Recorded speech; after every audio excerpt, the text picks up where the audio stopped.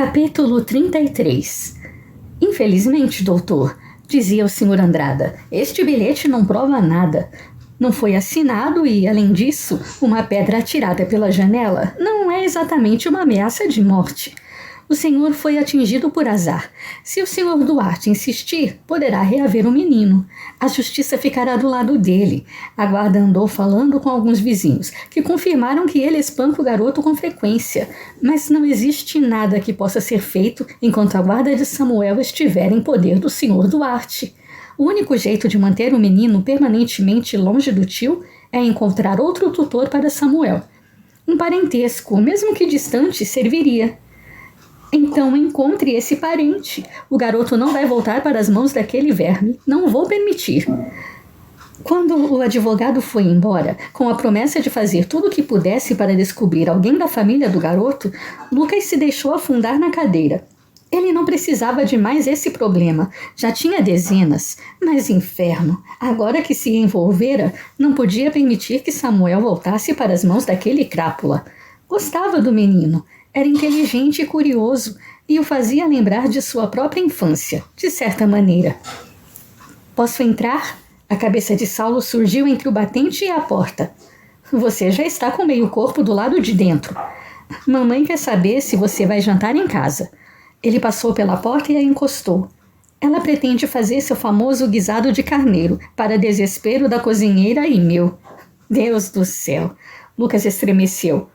Pois é, vim aqui na esperança de que você tenha um compromisso e que ele exija a minha presença. Lamento, Saulo. Lucas lutou contra o riso. Eu não pretendo sair hoje. Vou para o laboratório preparar um pouco de pó antiasmático daqui a pouco. O que eu tenho está acabando. Diabos! Seu irmão começou a se retirar, os ombros arriados. Vou tentar Elisa, então. Quem sabe ela precise que eu busque uma compra na vila ou alguma outra coisa. Ela ainda não voltou da casa do irmão. Lucas pegou alguns papéis e começou a ajeitá-los sobre a mesa. Saulo fez a volta, as sobrancelhas arqueadas. Como sabe disso se não saiu desse escritório a tarde toda? Lucas deu de ombros. Não ia admitir que ficara com as orelhas em pé, aguardando ouvir o chiado das rodas da carruagem contra as pedras da entrada da casa. Ele tinha de se desculpar com ela. Tentara naquela manhã. Mas Elisa usava um daqueles vestidos demoníacos que o faziam perder a linha de pensamento. Agora estava mais preparado. Assim que ela chegasse, Lucas se desculparia pelo comentário da noite anterior e seguiria com sua vida. Tinha de voltar logo para a Europa, ponderou, ou então acabaria perdendo o juízo. Escute, Lucas, começou Saulo, não quero ser intrometido. Então não seja. Mas não é assim que se conquista o coração de uma mulher. Ao contrário, sua indiferença está afastando Elisa. Então, está funcionando. Seu irmão atravessou o cômodo, até parar atrás de uma das cadeiras forradas por um tecido listrado em marrom e cinza e apoiou as mãos no espaldar. Estaria, se essa indiferença fosse verdadeira, Lucas, e nós dois sabemos que não é. O que aconteceu entre vocês para que se tornasse tão amargo? Pode me contar, talvez eu consiga ajudar. Eu tenho mais experiência com casamento do que você. Já disse para esquecer esse assunto. Lucas empurrou os papéis para o lado. Lamento, mas não posso fazer isso. Só me sobrou você de irmão para cuidar. A porta foi aberta abruptamente. A senhora Veiga, pálida feita uma vela, balbuciou umas poucas palavras que fizeram o sangue de Lucas gelar. Houve um acidente com a carruagem, um capotamento na estrada entre a propriedade dos Clark e esta, doutor. Meu Deus, murmurou Saulo. A camareira seguiu falando. Lucas achava que sim, pelo menos. Ele a via gesticular e seus lábios se moverem, mas não entendia uma palavra. Seus pensamentos estavam em Elisa. Ele estava passando pela porta antes que se desse conta, atravessando a casa sem perceber que corria. Alguém devia ter avisado o Quinzinho sobre o acidente, pois havia um cavalo selado e pronto na estrebaria. Enquanto esporeava sua montaria, correndo a uma velocidade quase impossível, Lucas não via nada, não ouvia nada. Seu pulso trovejava nos ouvidos, e ele tentava rebater as imagens que teimavam em se infiltrar por seus pensamentos. Elisa caída na estrada. Elisa sob a carruagem, Elisa sob um dos cavalos. Parecia que seu coração ia sair pela boca a qualquer instante e nunca lhe pareceu tão penoso se manter sobre uma cela. Ele então fez algo que não fazia desde que Rebeca adoecera. Rezou. Implorou a Deus que não levasse Elisa. Ele já tinha lhe tomado Beca. Lucas não podia perder Elisa também. A noite sem lua lançava uma cortina escura sobre tudo, dificultando distinguir qualquer coisa. Mas Lucas reconheceu a silhueta de uma carruagem tombada. Seu coração ameaçou parar. Um dos cavalos estava caído, o outro tentava se livrar do cabresto. Lucas saltou da sela antes que sua montaria parasse de todo e disparou para a cabine do veículo, escalando a roda para alcançar a porta. Ele temia, tanto e tão intensamente, o que iria encontrar lá dentro, que foi difícil manter os dedos estáveis e lidar com o trinco. Por fim conseguiu abri-lo e enfiou metade do corpo para dentro da cabine. Elisa! Estava escuro demais para ver qualquer coisa. Foi tateando às cegas, tentando encontrá-la, quando algo viscoso encharcou seus dedos. Ele já estava de posse de seu diploma fazia tempo demais para confundir aquilo com qualquer outra coisa que não fosse sangue. Com cuidado, pulou para dentro procurando. Elisa! Chamou a encontrar um corpo. Mas era um corpo masculino. Onde estava Elisa? Você podia ter me esperado, diabos. A cabeça de seu irmão apareceu no vão da porta. Ajude-me a tirá-lo daqui, Saulo. Os irmãos trabalharam juntos e foi com algum custo que conseguiram remover o homem lá de dentro, enquanto deitava no chão de terra batida ao lado da lamparina, que resistira ao tombamento, na dianteira do veículo. Lucas começou a perceber algumas coisas. Por exemplo, que sua carruagem não tinha detalhes em verde na lateral e que o par de cavalos que Eustáquio conduzia eram castanhos e não cinzentos, como aqueles atrelados ao veículo capotado. Elisa não estava ali. Não havia se acidentado. Devia estar bem e salvo na casa do irmão. Lucas gostaria de dizer que sentiu alívio, mas sabia que isso só aconteceria quando pudesse colocar os olhos nela, tocá-la. A luz alcançou o rosto da vítima. Lucas não conhecia o sujeito, mas o avaliou rapidamente. Um corte no queixo precisava de 2 ou 3 pontos e, provavelmente, a pancada ali tinha sido a causa do desmaio. Havia escoriações em suas mãos e o braço direito estava no ângulo errado. Saulo tivera a presença de espírito de levar sua maleta, então a abriu, retirou de dentro dela um rolo de tecido e o levou ao ferimento do homem. Segure firme, Saulo. O quê? Onde você vai? Procurar mais vítimas. No entanto, ele se deteve ao ouvir outro veículo se aproximar. Virou-se na direção do som e algo pequeno e ágil desceu pela parte da frente. Alguém saltou da cabine às pressas. Lucas não sabia explicar como, mas seu coração teve certeza de que era Elisa. Ele começou a correr em direção a ela. Alguém morreu? Alguém morreu? Samuel perguntou ao passar. Não, volte para a carruagem. Lucas mantinha a atenção na figura feminina. O que houve? Alguém está... Elisa começou, assim que ele estava perto bastante, mas acabou se interrompendo. Lucas deduziu que a culpa fosse dele. Devia ser difícil para ela continuar falando quando ele a abraçava daquela maneira. Enterrou o rosto naqueles cabelos perfumados e inspirou seu aroma de alfazema.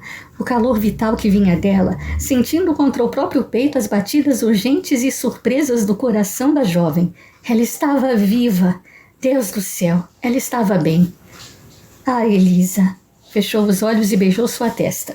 A surpresa do ataque dele a deixou rígida a princípio. Mas ela deve ter sentido o desespero que o dominava, pois aos poucos foi relaxando até que o abraçou de volta.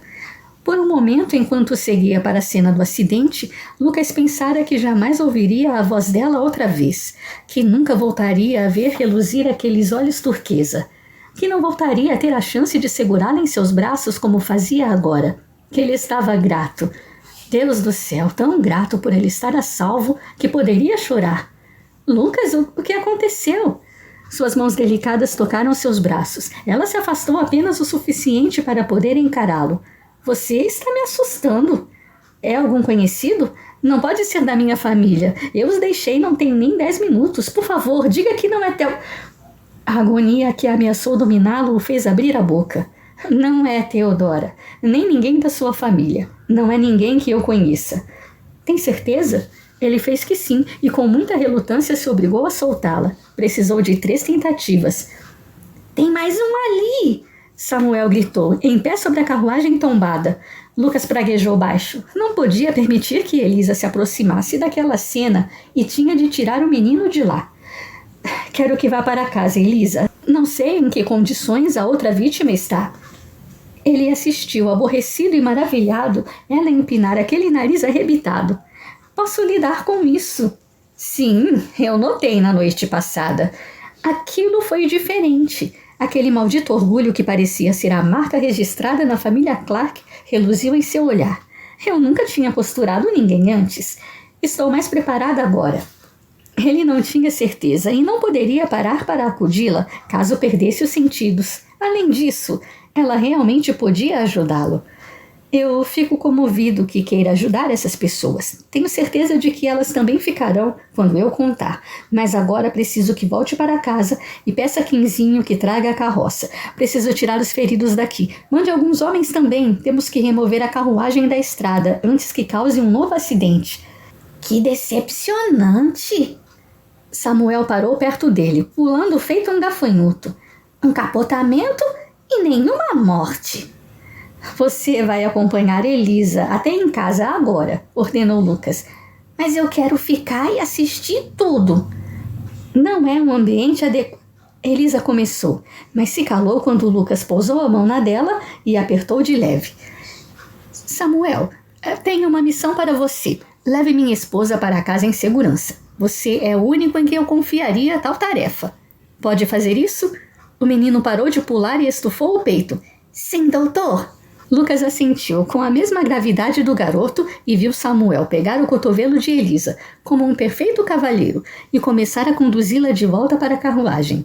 Ele ainda segurava a mão dela e foi com muito custo que a libertou, e obrigou-se a se mover. Seu coração batia forte, aos coices, querendo escoltá-la até em casa para garantir que nada lhe acontecesse. Mas havia feridos que precisavam de sua ajuda. Era nisso que ele tinha de se concentrar agora. O cocheiro do veículo capotado fora atirado no mato e escapara praticamente ileso. Saulo estava falando com um homem que haviam tirado da cabine. Era bom sinal. Ele recobrara os sentidos por si mesmo, então não devia ter sofrido nenhum trauma maior. Lucas e o irmão o moveram com cuidado para a beira da estrada, quando Eustáquio manobrou o veículo que levava Elisa. Assim que eles desapareceram, numa fina cortina de poeira, Lucas começou o seu trabalho. Eu não vou perder o braço, certo? O sujeito perguntou, enquanto Lucas cortava a manga de seu casaco e de sua camisa e se deparava com um membro roxo, inchado e curvado para o lado errado. Hoje é seu dia de sorte, amigo. Nenhum osso exposto, sem perfurações. Ótimo. Estou sem meu serrote, mas lamento dizer que endireitar esse osso vai doer como o diabo. Prefere ópio ou aguardente? A cachaça é da boa? A mais forte que eu consigo encontrar. Que seja ela, então. Apanhando a garrafinha dentro da maleta, Lucas a entregou ao homem, separando alguns materiais de que iria precisar assim que a carroça chegasse. Não podia colocar um osso no lugar naquela superfície irregular. Olhou para o sujeito, que virava a bebida em longos goles. Achou melhor não mencionar que tanto a aguardente quanto o ópio teriam pouca serventia em um osso quebrado. Lucas só podia torcer para que, assim que começasse a trabalhar naquele braço, o homem desmaiasse. Segura a lamparina, Saulo, tenho que fechar esse talho antes que ele perca sangue demais. Seu irmão obedeceu, bufando. Sabe de uma coisa? Se era para ficar com o estômago revirado, eu preferia ter ficado com o guisado da mamãe. A madrugada já avançava, quando Lucas terminou de cuidar do Sr. Alex alguma coisa. Não se recordava do sobrenome do sujeito. Sua cabeça estava um pandemônio com todos aqueles gritos. O homem era forte e custara desmaiar. Fora preciso que Saulo e Quinzinho o mantivessem imobilizado para que Lucas conseguisse colocar o osso no lugar. Até mesmo Samuel, que havia voltado com a carruagem, tinha sido de alguma serventia. Depois de deixar Alex dormindo, um abençoado sono dos bêbados na cama confortável da pensão, que um dia pertencera à afinada senhora Herbert, agora comandada por seu primo distante, Lucas foi procurar o irmão. Encontrou Saulo do lado de fora da pensão, sentado nos degraus da carruagem. Se veio perguntar se eu estou melhor do estômago, começou seu irmão. Eu preferiria que me desse um tiro. Não fique tão aborrecido. A medicina não é para todo mundo. Deu 2 tapinhas em seu ombro. Samuel não passou mal, e ele é só um garotinho, cuspiu ultrajado. Eu sei, e isso me preocupa.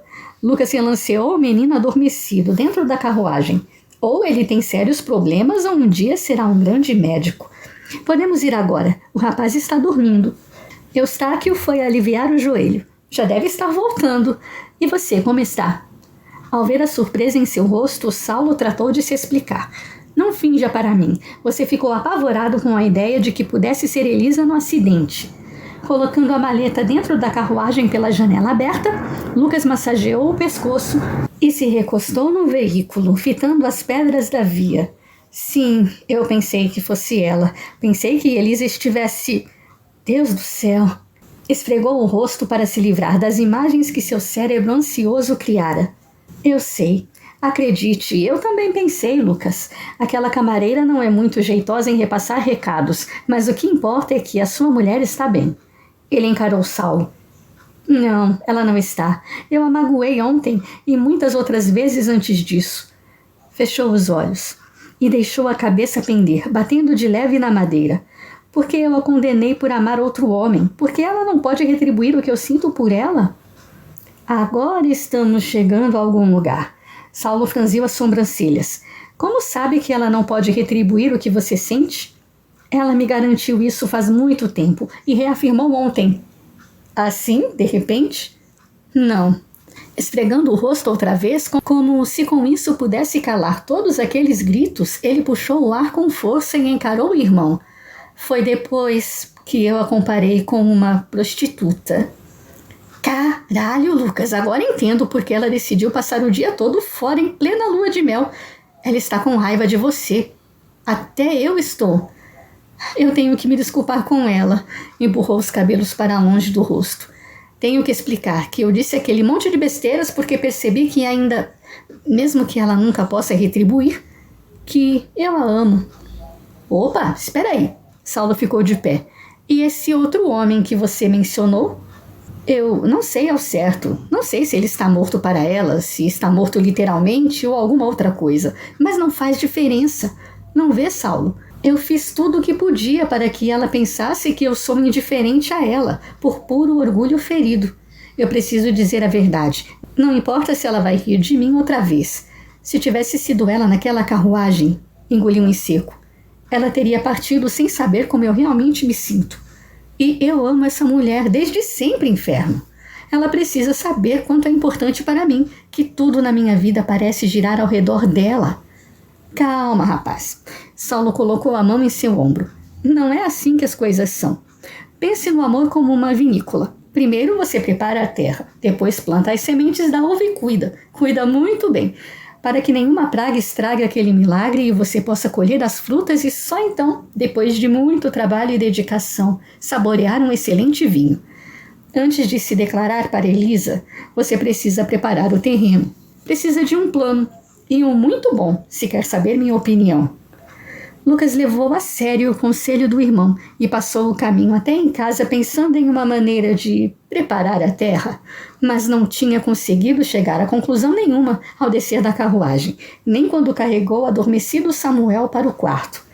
Quando cruzou o corredor e ouviu os acordes melancólicos e abafados de um piano, desceu as escadas aos pulos. Aos diabos com as parreiras. Ele ia fazer do jeito dele.